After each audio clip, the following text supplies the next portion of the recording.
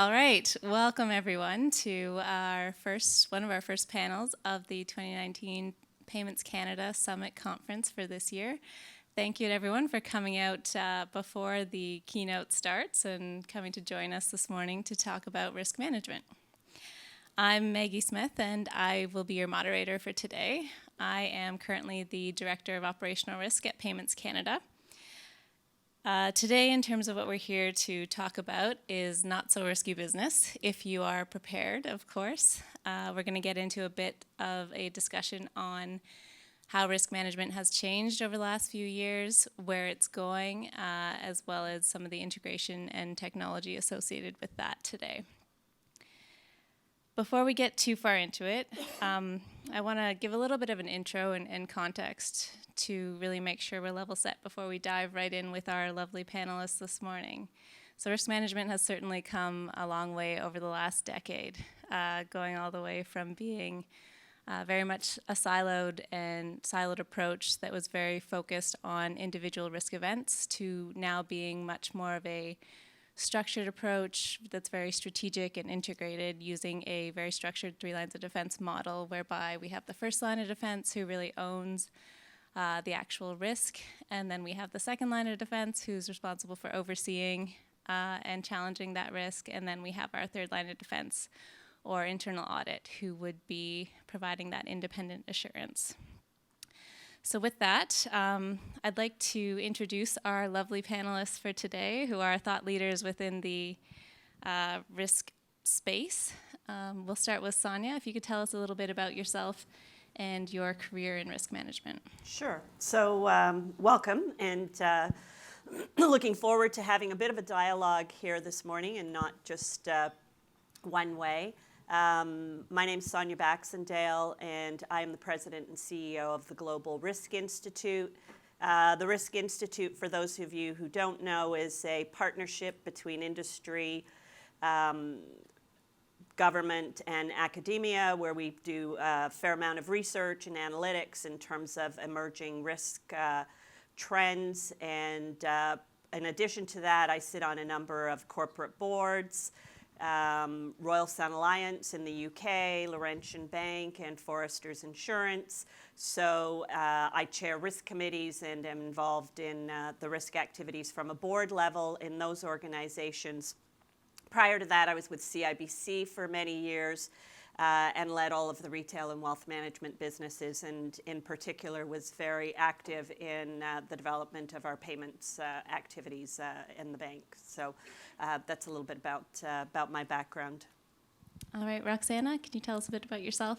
Yeah, my name is Roxana Buranovskiy, and I recently joined Payments Canada as the Deputy Chief Risk Officer. Prior to that, I held different risk management positions at Bank of Montreal in operational risk, from capital modeling to developing scenario methodologies, stress testing methodologies, being part of the enterprise-wide stress testing program. Further to that, I developed the top and emerging program at BMO, and really moved around from governance to methodology to more of a leadership role in operational risk. I have a degree in math and finance, and my risk journey started in credit risk, working with credit models that kind of set my path forward as a passionate risk leader in Canada. That's great. Thank you very much, Roxana. And Gwen, can you tell us a bit about yourself? So I feel like I'm more the practitioner on the panel. I've had risk management strategies that I've had to adopt in my work. I'm now doing advising on cybersecurity and raising awareness about cybersecurity and how to integrate that into your total business platform. I've had many different experiences. I was the inaugural CISO at Payments Canada up until 2016, and before that, 15 years in government doing IT security policy and strategy for the Government of Canada. and started my career building switch technologies in Nortel and Bell Northern Research.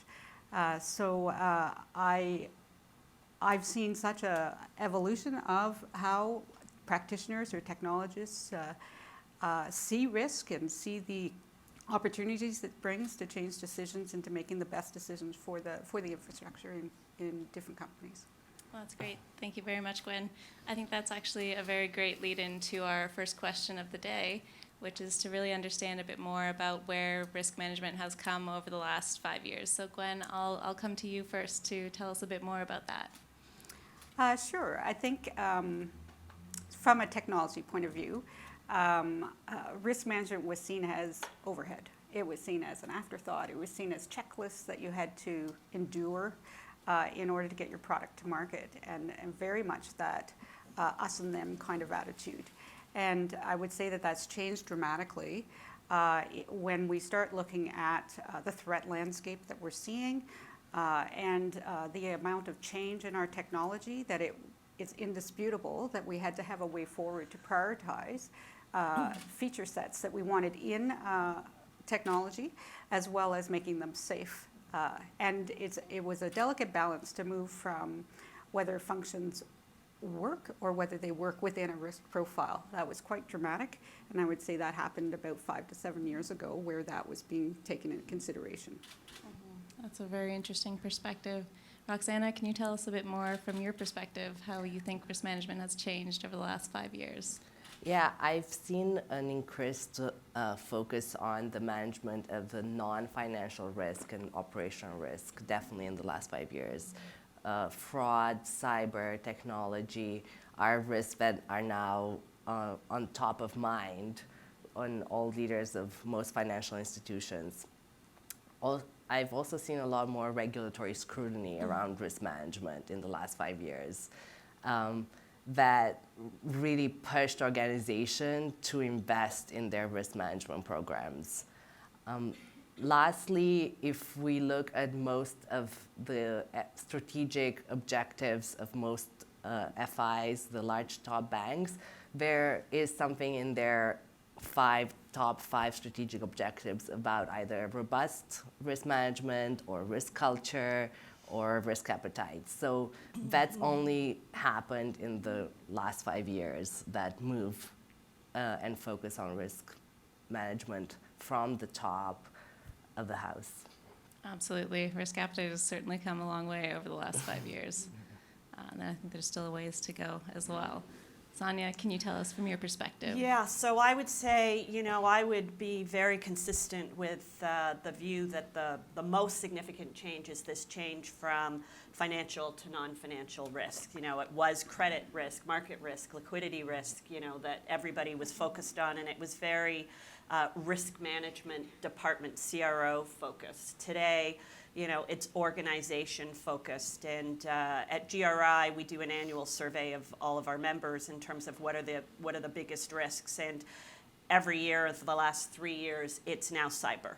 So cyber is at the top of everyone's risk, but interestingly now you're seeing geopolitical risk come to the top of the list. You're seeing, or up in the top 3 to top 5, you're seeing disruption in business disruption, those kinds of things. So it's very much the whole area of risk is moving out of the siloed risk department, as Roxana has commented on, and really starting up at the board level in terms of strategic planning at the board front and the importance of risk management committees.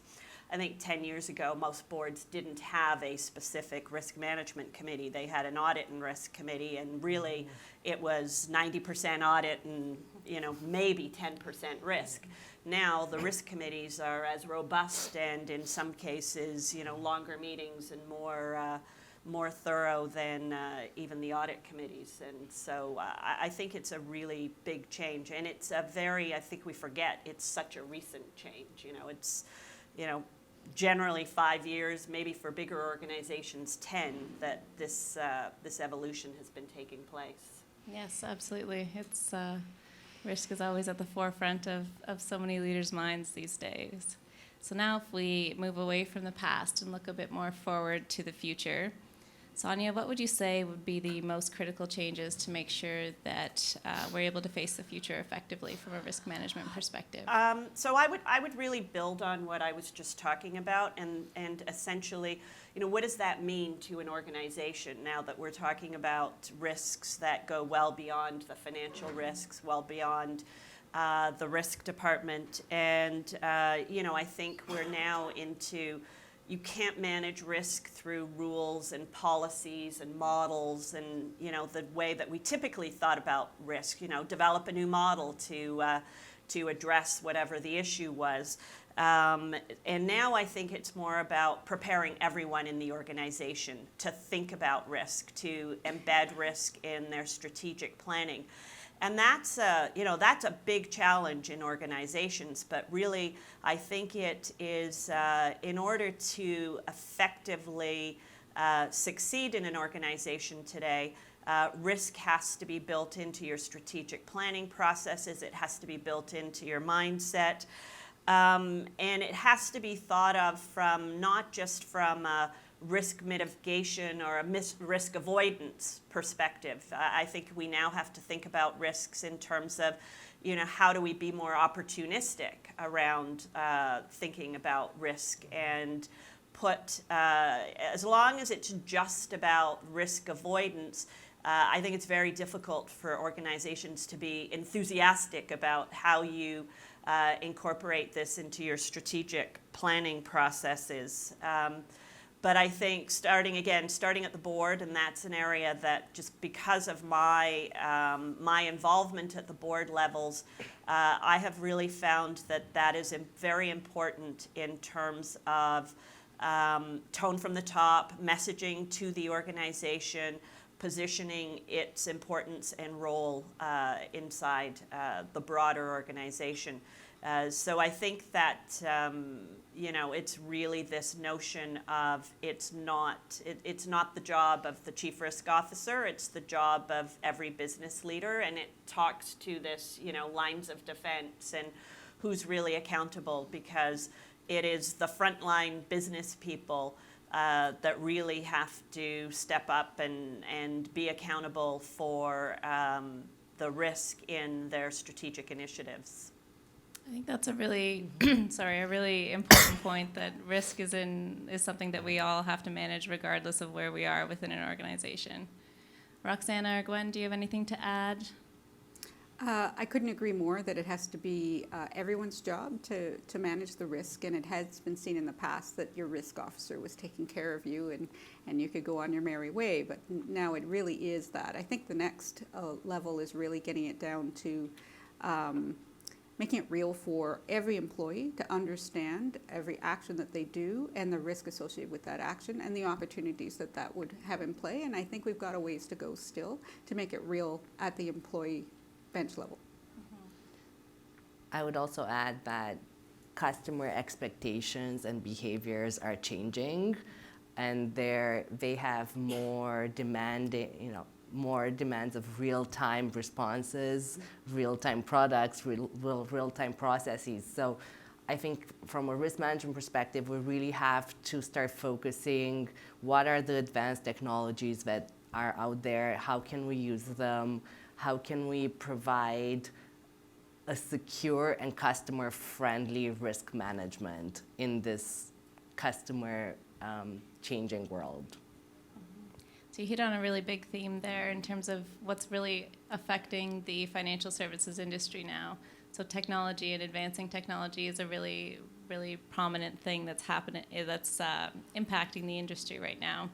And I'd like to dive a little bit deeper into that. So Gwen, from your perspective, what do you think are the key impacts that technology is having on the risk management as well as on the payments industry right now? Well, I think it is the responsiveness and uptime. There's not an appetite to have any downtime. And that makes it incredibly difficult for the operator to make sure they've got enough infrastructure to handle those requirements. But also, it's the amount of data. We're just starting into the big data world, and it's quite topical everywhere you see, and no less in the financial services industry. And with open data, it's a bigger attack surface for a cyber threat to come into play.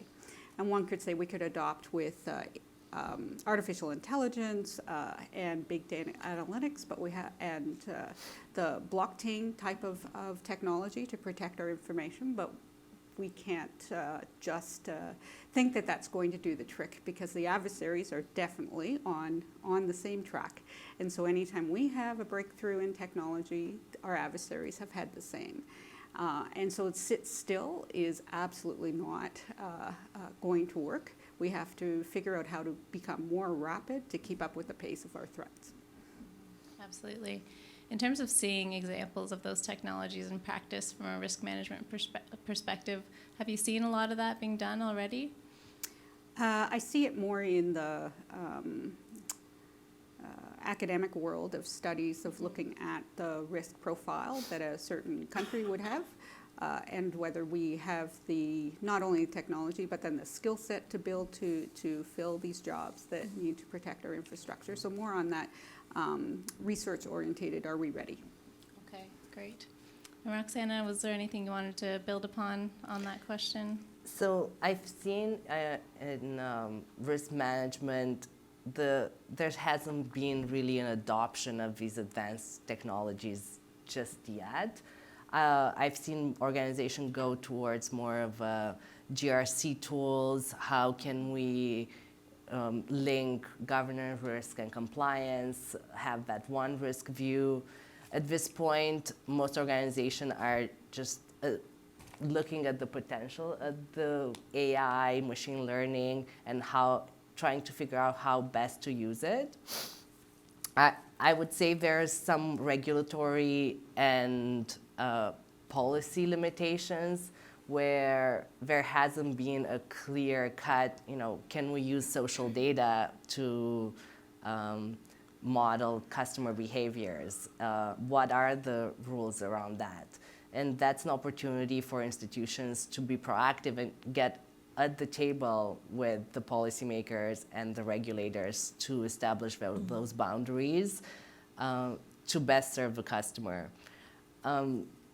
From a risk management perspective, I've also noticed that a lot of our current risk management practitioners don't have necessarily the skill set to understand and manage big data and machine learning. So that's something that we should focus as leaders in the future, in kind of look, how can we support, and how that's the way we want to go as an organization, how can we support and develop those skills for our risk management people? Yeah, I think it's going to be a very important part of where we go in the future. We need to have those skill sets within our own shops in order to continue to advance. Sonia, was there anything that you wanted to add into that as well? I think probably the place that I would go, which I think is an emerging risk and a real issue when we think about AI, is the ethical risk involved. And we're only starting to see the emergence of that, and I think that's going to continue to grow as we get more and more data on people. How do we use that data?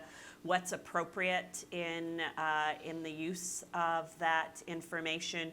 We're seeing situations in places like China where they're using the data to control all sorts of activities, and this is we will have all that information, and we're growing that information. Eventually, we'll figure out how to use it, and you'll have situations of the underserved today not being able to get services at all because of what's known about them, and so. I think the whole ethical aspect of AI in particular is something that there's going to be a lot more emerging. I think we're going to see the regulators play a significant role in this space in terms of how we use the data. I think we're already seeing in models, particularly if you're using outsourced information, not actually understanding what the output of models is, because you don't fully understand all the data that you've gotten. into it, and I think there'll continue to be regulatory intervention in that space over time as it relates to AI, which I think is an important thing for us to all get up to speed on. Yes, absolutely. It definitely presents different. As soon as we start advancing, there are different concerns that certainly come up from a security perspective, as well as from a privacy perspective. So if we shift a little bit away from the technical perspective and dive a little bit deeper into how we can all integrate risk management within our day-to-day roles, I think there's been a lot of work over the last decade at least to really integrate risk management, but there's certainly more that can be done to really get risk management integrated into our day-to-day processes. So Roxana, I'd like to start with you. So once we have the essential building blocks in place from a risk management perspective, how do we push that further to have even more integration into our day-to-day processes as leaders? So there's two kind of interconnected areas that come to mind. One Sonia mentioned earlier is the integration of risk in strategic planning at the business process level, and further embeddedness of risk culture in all levels of organization with linkage to performance management. I think risk management has established a lot of meaningful links to strategic planning at the top of the house. However, as an industry, we have to move and have not yet integrated the full range of business processes,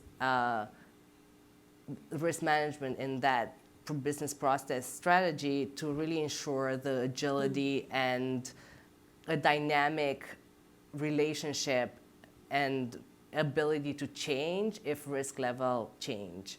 So right now, I would say that would be one of the focus. From a risk culture perspective, I would like to see, and how I experience practicing risk management, I would like to see the move from the risk teams being seen as the control, preventive, kind of you're putting roadblocks in my way attitude towards a business valued partner where you can support me and show me where potentially there might be opportunities for innovation, or how I can build my strategy or business processes so I can address and have the appropriate response in this rapidly changing business environment. So I would really like to see that culture and that image of risk management change as that business valued partner. In addition to risk being clearly and visibly integrated at all business process levels, I think there's an opportunity to further integrate and establish closer linkages between risk management and performance management, and integrating risk into everyone's performance appraisals. Right now, I would say many large organizations have worked towards that, and there is some kind of risk aware objective setting in personal appraisals. However, I think we should be moving towards rewarding leaders that set an example when they are trying to make big decisions. They ask about risk information, or they support people who try to manage risk in their everyday life as they're going around doing the small things, not only the big things. I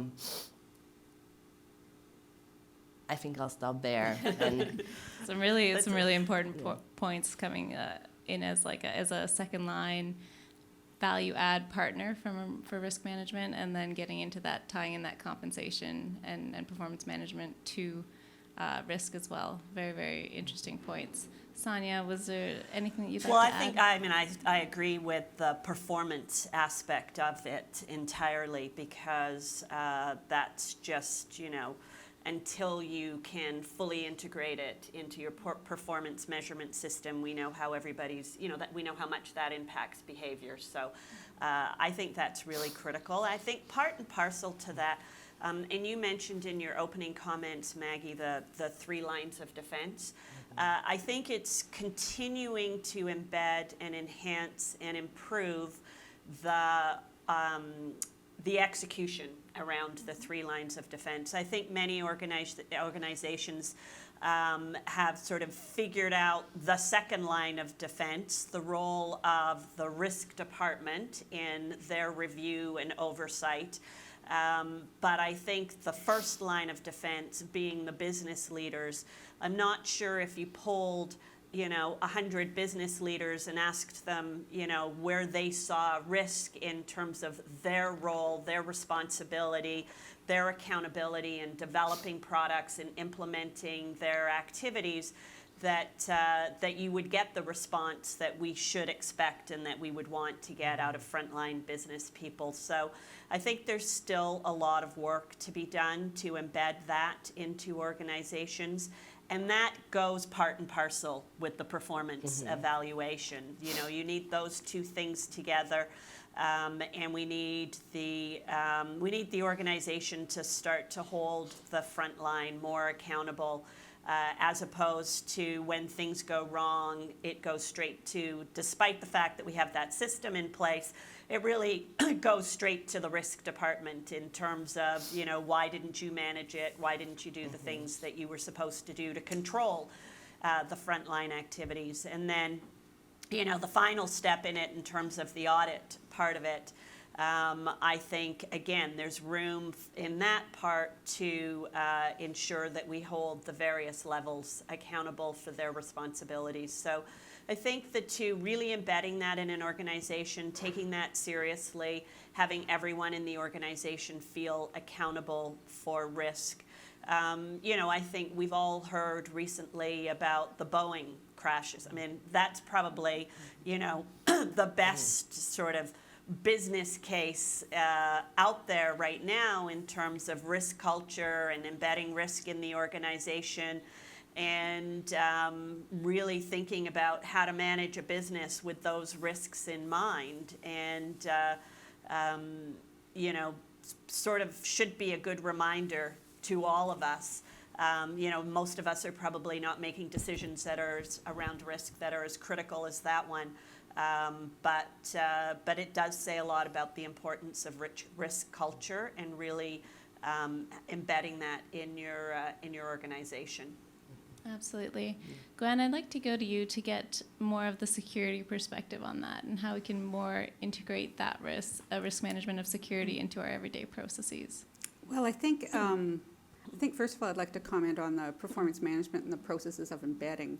What I've seen a lot is we've bolted on risk management as extra steps into our business process. And so it's seen as a burden on the individual, the front line, in order to fulfill the requirement.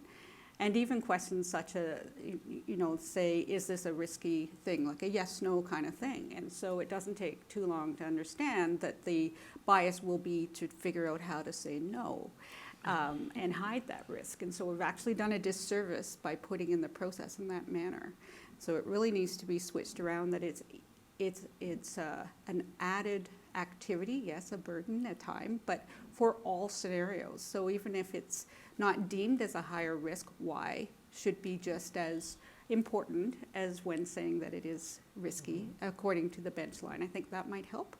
I also think in performance management, it's often not tangible to the frontline worker what that is, because the performance metrics will be up at the board and filtered. It's very difficult to filter that down into, do I order 10 or 12 of these in order to make my supply chain better? So I think more work has to be done. A lot of effort needs to be done within that first line of defense to really make it real.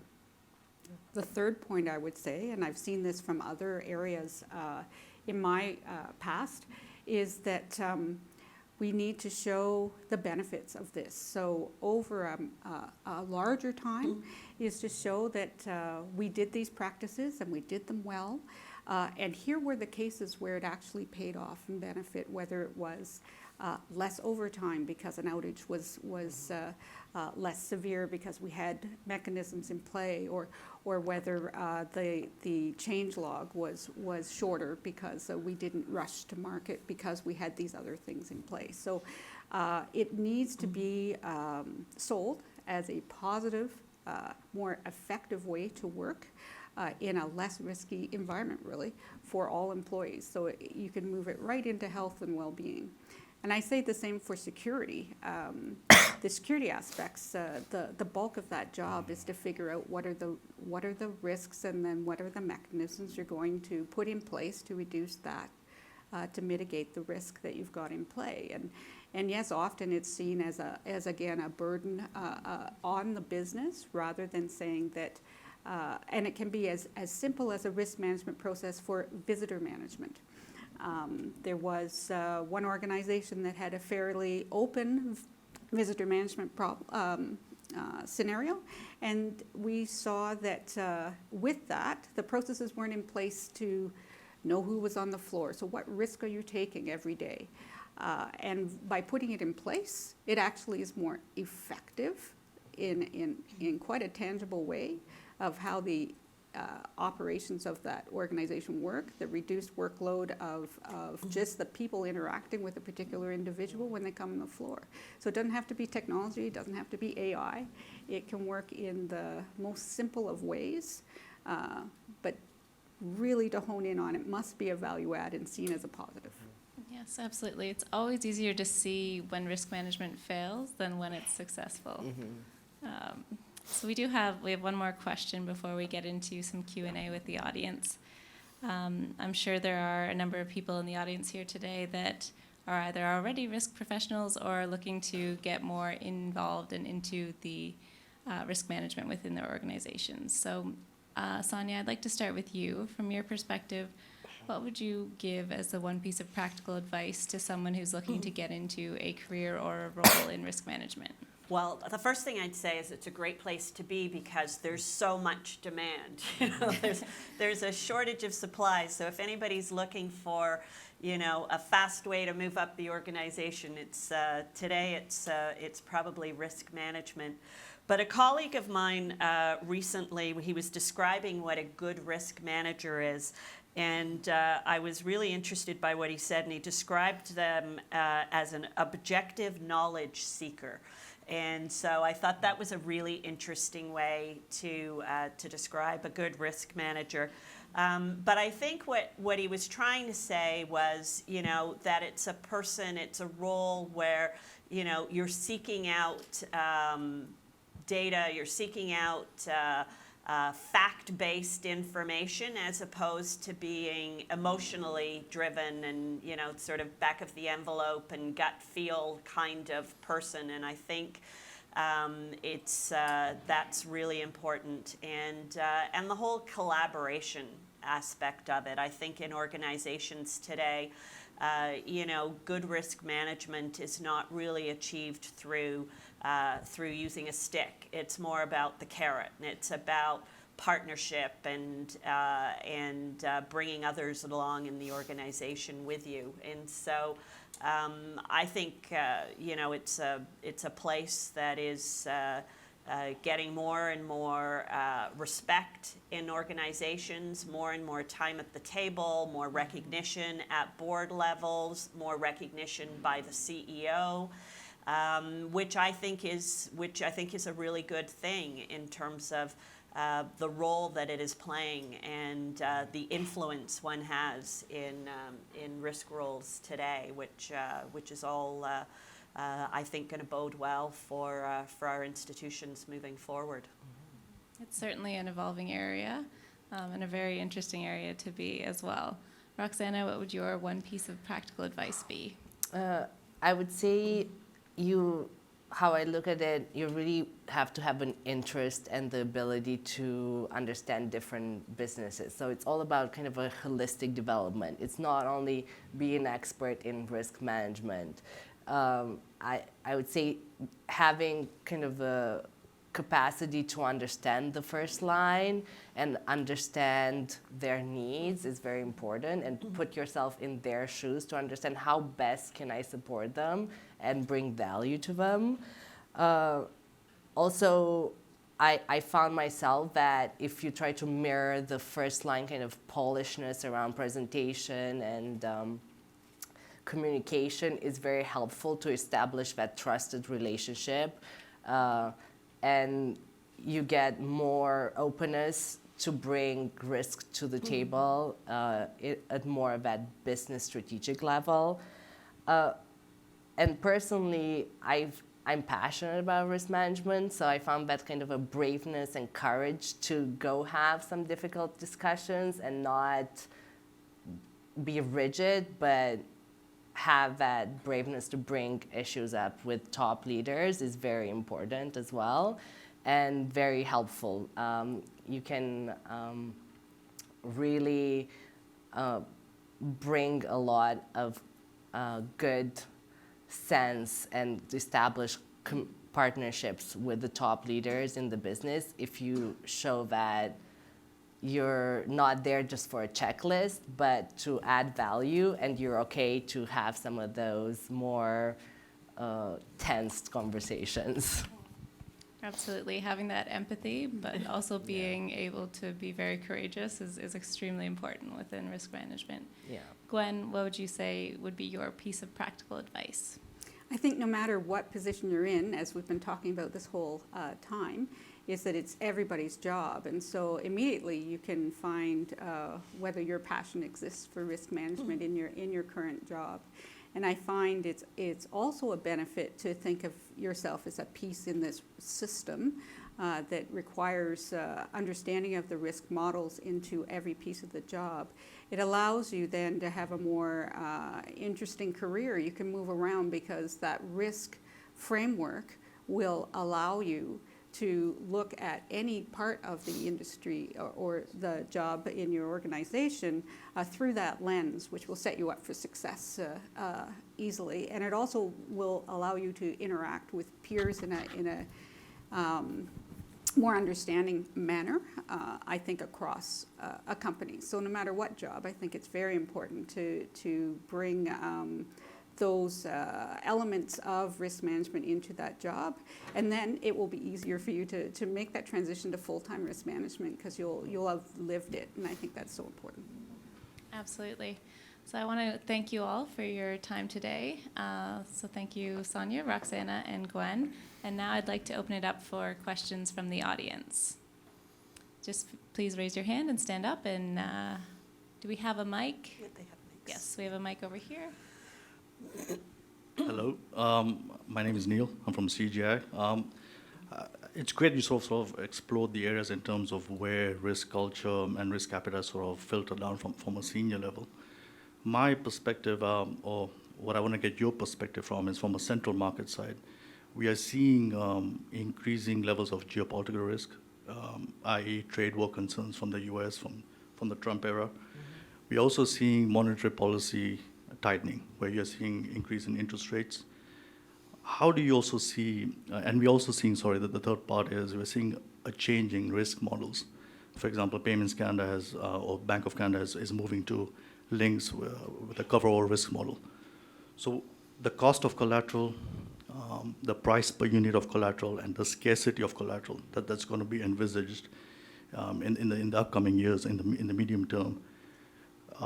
While businesses are preparing from a perspective of managing liquidity risk or operational risk, how do you see the central market side preparing in order to sort of avoid any kind of contagion or systemic risk that we typically encounter during the financial crisis? So I'd be happy to kick that off. So I think that is, you've raised some really important emerging risks, and some would say, here today. And I think many organizations are really grappling with how to deal with those kinds of things.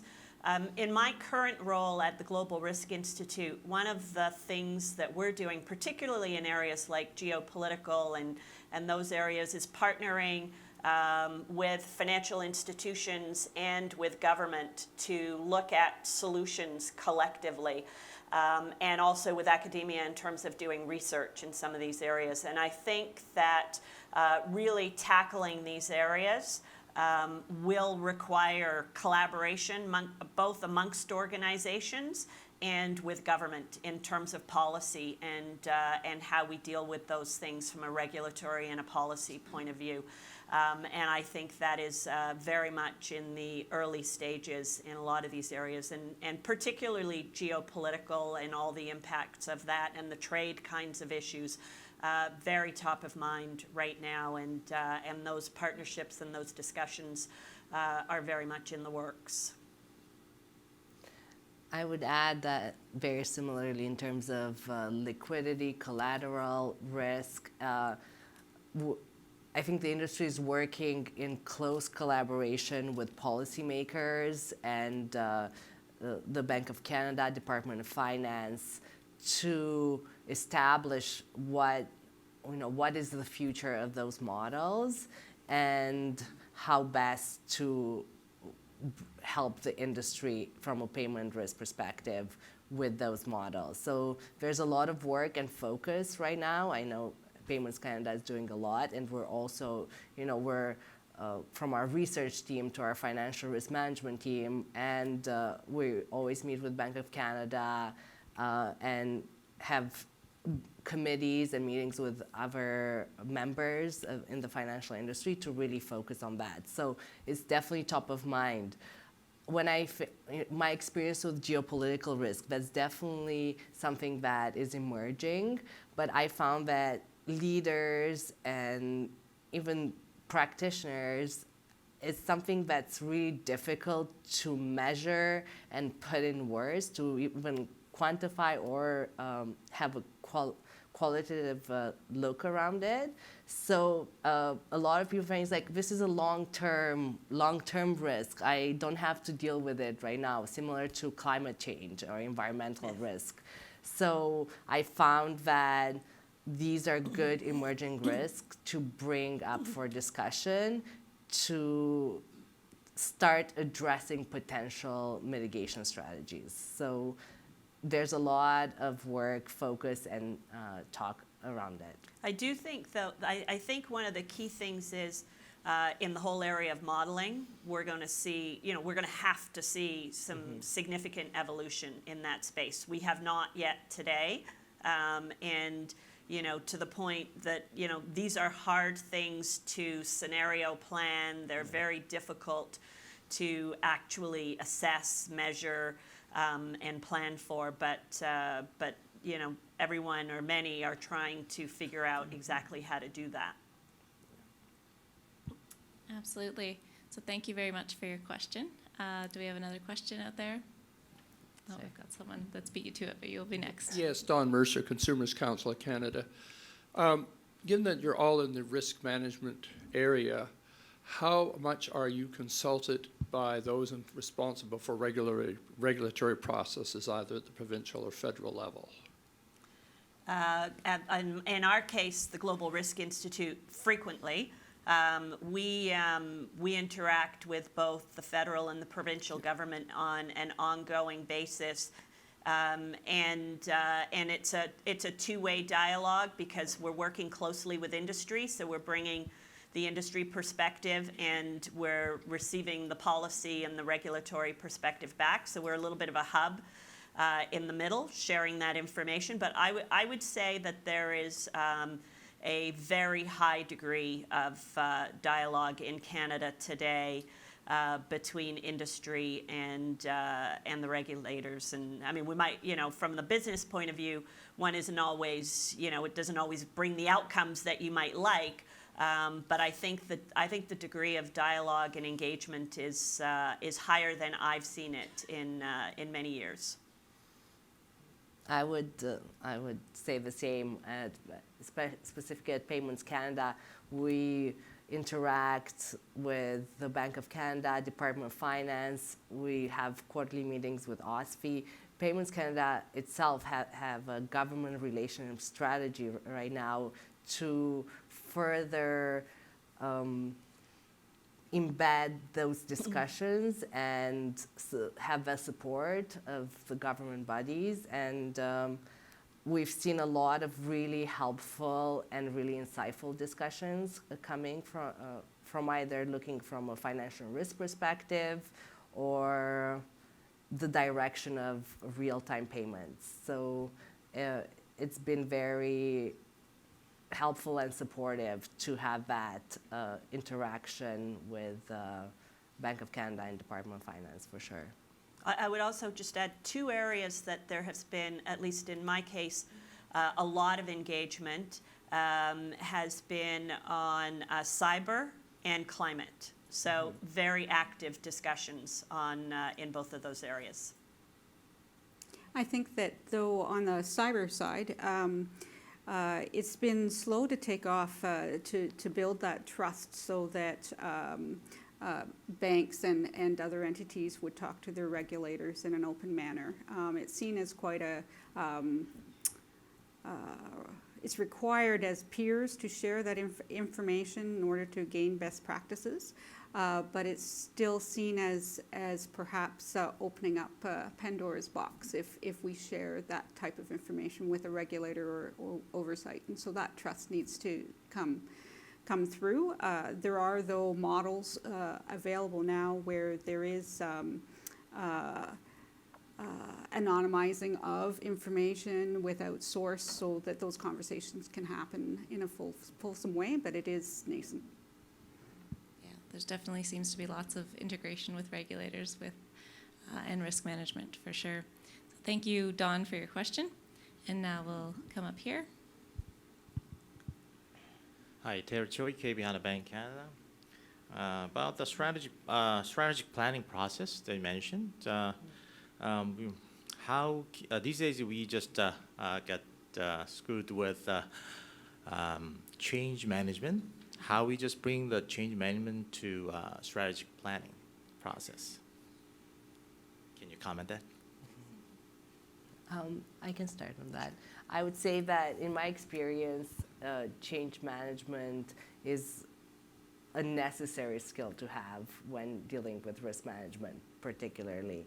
And each organization should put that kind of in their strategy. We need to have good change management embedded at all levels of the organization. So not only the PMO, project management group, should be in touch with change management, but there should be development training and development at all levels of the organization around change management, its benefits, and how to put it in practice. So in my team, these are things that I always ask and expect of my team. When you think of doing anything, first think, what are the stakeholders? How does this affect everyone involved? What are the internal, external stakeholders? What is the change management plan? So I found that when everyone is thinking of change and change management and putting that from a minor project to a major project, then it flows into the strategic planning, and the embeddedness of risk into that business process strategic planning happens in a more natural way. So you brought up a very good point. Change management is very important within to support that further integration. That's my experience. Yeah, no, I would agree with that. I think that the key to it is the embedded aspect, as opposed to sort of the PMO office off to the side who is managing it for you.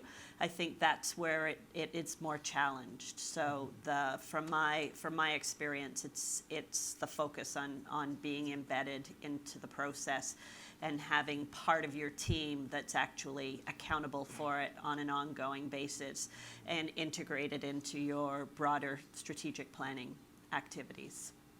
Time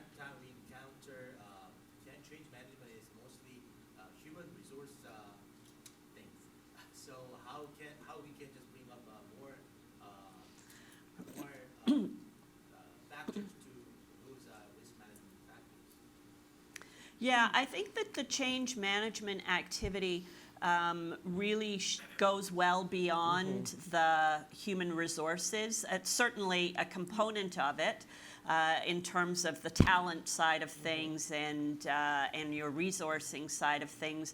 But I think it has to go well beyond and go into your business processes, your technology adaptation, all of those areas that are sort of parts of your core business activities. And I think, you know, it is not ideal when people just think about the change management element as the people part of it, because you're missing out on probably the bigger challenges which really relate to the business process. I think I would add on top that it's important to actually have a change management appetite, and so it needs to relate to the risk management appetite of your firm. There can be, when you amalgamate all the change going on in an organization, it can get to a level that is hard to sustain. And that, to me, is the strategic of bringing that all together and looking at the risk appetite to see whether that's the right tempo of change that you've got. So overall, I think we're seeing a big theme of always being integrated from a risk management perspective, getting that change management really embedded as well.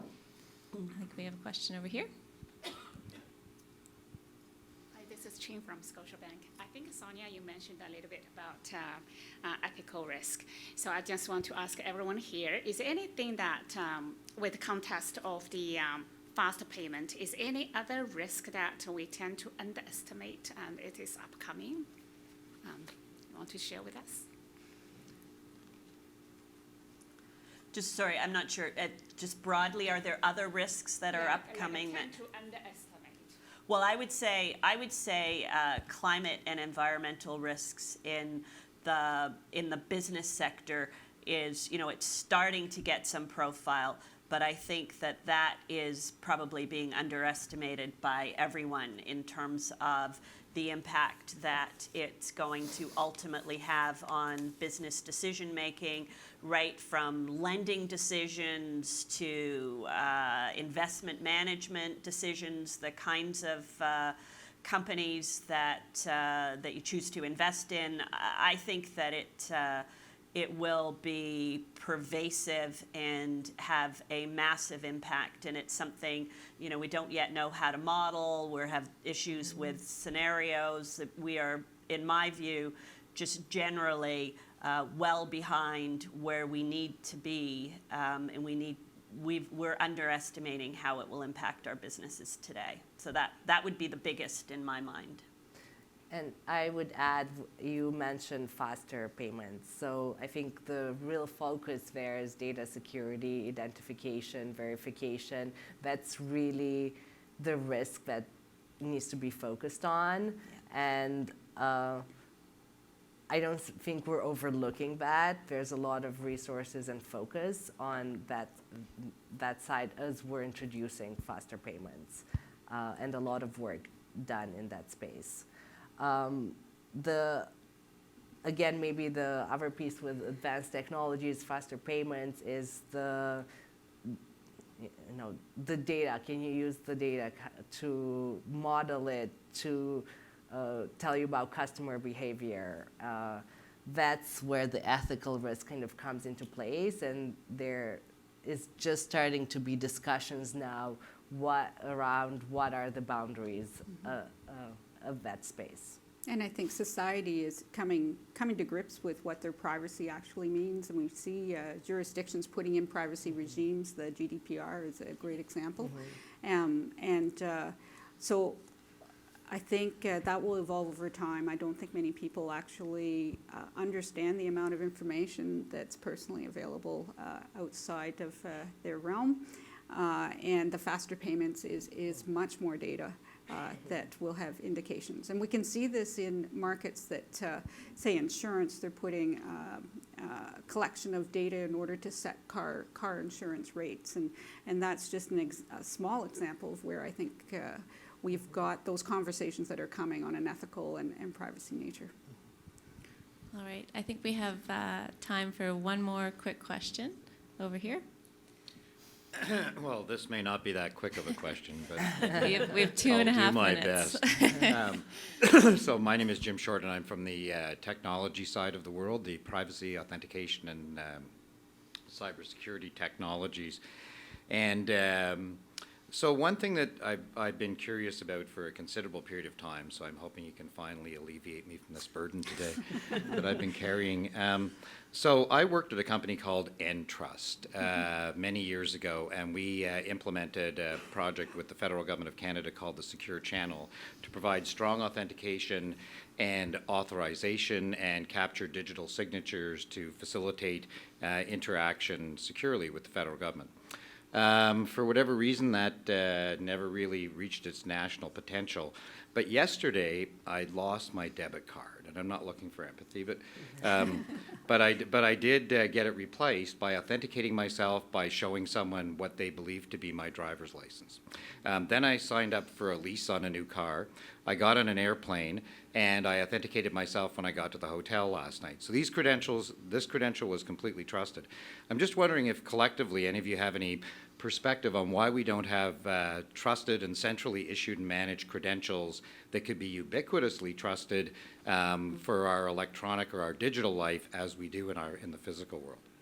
Well, I think we're moving in that direction. I think you're right. It's extremely slow, and it's surprising that it hasn't. I mean, there have been, organizations like the one that you worked for. Yeah. There have been others who have tried to bring these things to the table. I think there have been many reasons why it hasn't, and it's, you got a lot of different players to the table.